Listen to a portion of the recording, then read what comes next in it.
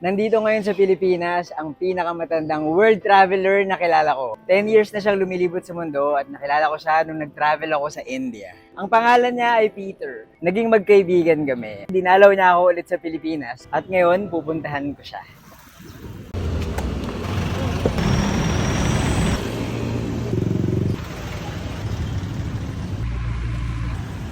Hey! Bicycle. Hello. You're traveling for how many years already? This is my 10th year of traveling. Yes. Wow, how can you afford? You're rich. No, I'm Just not kidding. rich. I'm not rich. I'm just a retired man. Let's eat here. This is a French restaurant. Yeah, we can go home. I'll just park my bike. Pinayagan ako mag-park sa loob. Yay! Omelette, sir? Yes. And then, what did you do in Senegal? Or is it in Europe? Or is it in South America?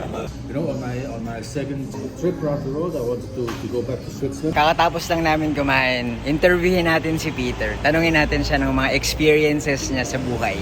Actually, this is my 10th year of traveling. Since I went into retirement at the age of 65, that's when I started traveling. And yes, that's my 10th year of traveling non-stop. I made a big plan because before I went into retirement, I had to think, what am I going to do once I'm retired? I don't want to sit at home doing nothing. I want to do something. So I said, traveling is my best solution.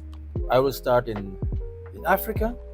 I will travel all around Africa for 1 year, then continuing region by region for 9 years, from Africa to Arab countries, from there to India, to Far East, to China, to Eastern Europe, North America, South America. What's your favorite country? Oh, there are many favorite countries. I like the Philippines. I like Asia in general. I like Indonesia, Malaysia. My favorite big region is Africa. I love Africa. And one of my big favorite countries is Iran, because people in Iran, they are so hospitable, so generous, so interested and interesting. Peter, how old are you now? I'm 74 years old. 74 years 74. old. It amazes me that as a 74-year-old man, you can still travel and you still have the energy. What's the secret? No secret. It's just I'm lucky that I'm still in good health. If you're not healthy, of course, it's impossible to lead this kind of life. You have to be healthy in order to travel. It's quite strenuous sometimes, so you need to be fit. And I'm lucky that I don't suffer from anything serious, so I can travel. Why did you decide again to travel? Like, I love humanity.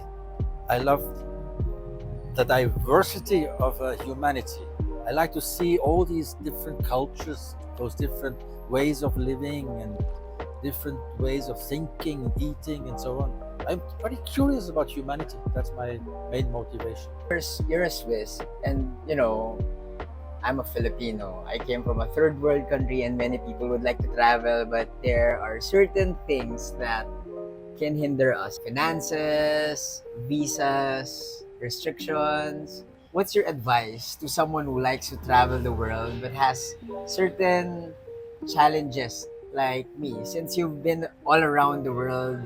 Well, you see, I have to say this is one big case of unfairness and a lack of justice in the world. It's not okay that there are some people who are much more fortunate, like in my case, living in a very rich country where you earn a lot of money, and somebody who's doing exactly the same job in another country, he never gets this chance. This is a case of unfairness. This has to change. And myself, I'm a big advocate of justice, social justice throughout the world. And so, in my opinion, these living conditions throughout the world, they have to change. They have to be adapted in such a way that everybody, from whatever country he comes from, has the same chance of being successful and having cash and money at his disposal to travel around the world. I mean, I'm lucky enough to have an old age pension from the Swiss government. So, Sana all. Sana all. What is an all? Yes, that's what I think. Everybody should have the same chance, the same conditions, and this allows me to have enough money to travel around. While somebody else from a country like Philippines, even if you get an old age pension from your government, it will be, relatively speaking, so much lower. It will never allow you to go traveling like this. Yeah. So This is unfair. Peter, what's the most unforgettable experience in that 10 years of traveling the world? Too many to tell, but in general, it's just the fact that I got the chance of meeting so many fantastic, interesting people all around the world. This for me is the most rewarding experience, really. Everywhere, you find fantastic people. I really love this. Do you remember a crazy experience? In India, I came across this religious community of Jain, and I went to visit some of their temples. Yeah. And for me, this was the most amazing thing I really came across. One of the most amazing things to see these temples. They were marble, sculpted from top to bottom. The most wonderful thing I really came across. Peter, what's your advice to young people in general? To be curious about life, to be curious about history, to be curious about other cultures, to travel around, to meet other people, meet other cultures, not just to stick to your own country, to your own history, your own traditions. No, be open-minded, be curious, and think about social justice.